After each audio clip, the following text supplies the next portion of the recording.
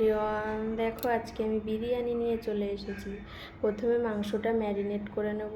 মাংসতে দেব টক দই, হলুদ, লঙ্কা গুঁড়ো, জিরে গুঁড়ো, তেল দিয়ে মাংসটাকে ভালো করে মাখিয়ে রেখে দেব কিছুক্ষণ।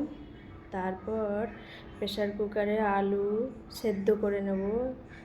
আলুতে জল দেব, টক গোলাপ জল, কেওড়া জল, লবণ, হলুদ দিয়ে দুটো সিটি মেরে সেদ্ধ করে নেব আলুটাকে। তারপর গরম জল বসিয়ে ভাতটা করে নেব।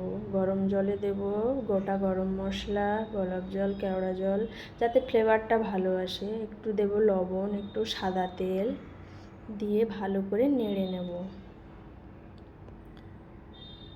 তারপর আগে থেকে ভিজিয়ে রেখেছিলাম 2 ঘন্টা চালটা, সেই ভেজানো চালটা দিয়ে দেব।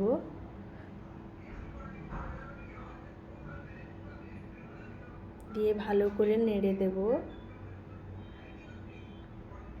দিয়ে চালটা ফুটে গেলে 2 ফুট থাকতে চালটাকে নামিয়ে নেব। তারপর বেরেস্তা ভেজে নেব। নিয়ে গরম তেলে গোটা গরম মশলা, লবঙ্গ, দারচিনি, এলাচ, তেজপাতা দেব। তারপর পেঁয়াজ দেব, দিয়ে একটু নেড়ে নেব। পেঁয়াজটা ভাজা হয়ে গেলে তারপর টমেটো দেব। টমেটোটা দিয়ে নেড়ে নেব একটু। নিয়ে একে একে রসুন দেব, রসুন বাটা দিয়ে ভালো করে নেড়ে নেব। তারপর নুন দেব, হলুদ দেব, লঙ্কা গুঁড়ো। আমি এখানে লঙ্কা গুঁড়ো ইউজ করিনি, আমি কাঁচা লঙ্কা পেস্ট আর আদা একসঙ্গে পেস্ট করে রেখেছিলাম, সেইটা দিয়েছি। তোমরা চাইলে লঙ্কা গুঁড়ো ইউজ করতে পারো।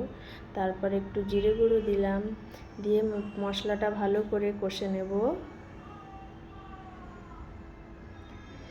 তোমরা যে যার পরিমাণ মতন লবণ আর ঝাল যে যেমন খাও সেই রকমভাবেই ইউজ করবে। তারপর একটু মশলাটাতে জল দেব, দিয়ে ভালো করে কষিয়ে নেব মশলাটা।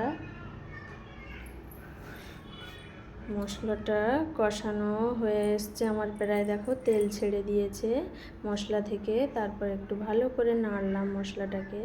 তারপর ম্যারিনেট করা মাংসটা দিয়ে দেবো একে একে।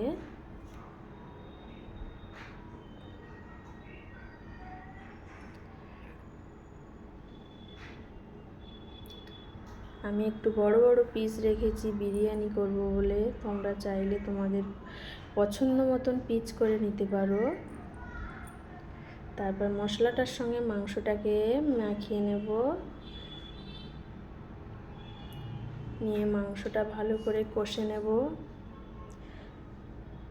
আমি কষা কষা করেই করেছিলাম মাংসটা।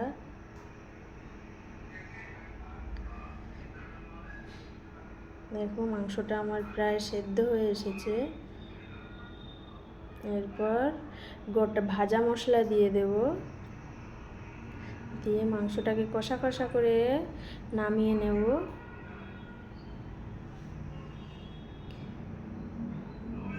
তারপর একটা বিরিয়ানির বাটি ওভেনে গরম করে নিয়ে ওতে ঘি দিয়ে মাখিয়ে নেব। তারপর সেদ্ধ করে রাখা আলু একে একে সাজাবো। তারপর একটু মাংস, একটু গ্রেভি দিয়ে দেব, দিয়ে একে একে ভাত দেব। লেয়ারটা দেখো কেমন করে সাজাচ্ছি। তারপর ভাতের লেয়ার হয়ে গেলে বেরেস্তা দিয়ে দেব। এরপর দেব বিরিয়ানি মশলা।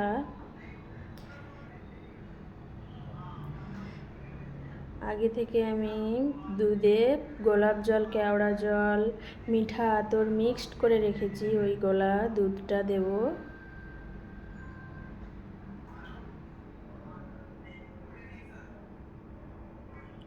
তারপর আরেকটা লেয়ার বানাবো, মাংস দেব, দিয়ে আবার ওই একইভাবে লেয়ার তৈরি করব।